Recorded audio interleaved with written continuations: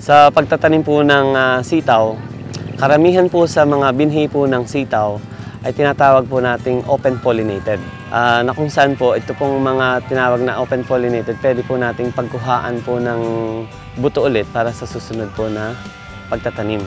Pero hindi po sa lahat ng pagkakataon ay laging bibigyan tayo ng mas magandang ani. Mainam pa rin po na tayo ay bumili ng certified seeds ng sitaw.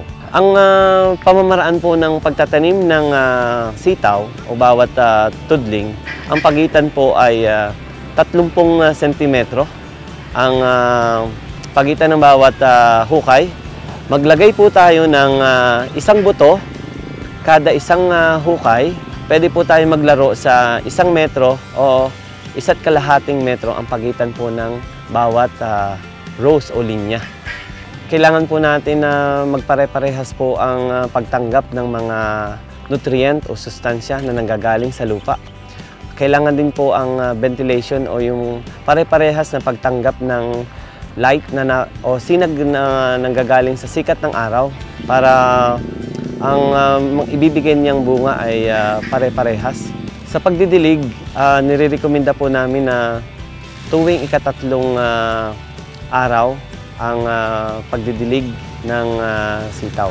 Wala pong masyadong required na abono sa sitaw dahil nga ito yung tinatawag nating green fixing bacteria, yung tinatawag nating sariling pataba sa pamamagitan ng kanilang nodule.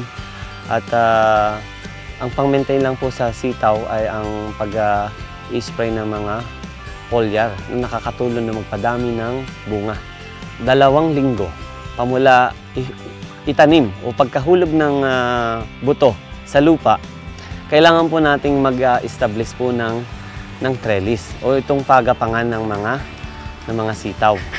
At meron po tayong tinatawag na mas madali po na tinatawag nating trellising net at available po ito sa Allied Botanical Corporation.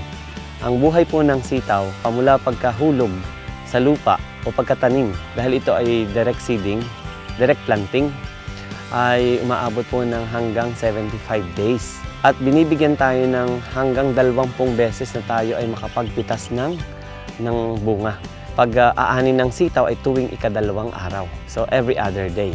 Pagbuka ng bulaklak, hanggang ika-12 araw, yun po yung timing po ng pagpitas ng bunga ng sitaw.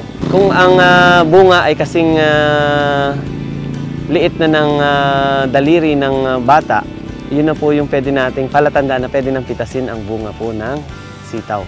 Bago bumukol ang buto, best timing po na pamula po alas 6 ng umaga hanggang alas 9 ng umaga ang pinakang best time ng pagpitas ng bunga para maiwasan po natin yung matindi pong init o pagkalanta o para hindi maiwasan ang paglambot ng mga bunga po ng mga sitaw.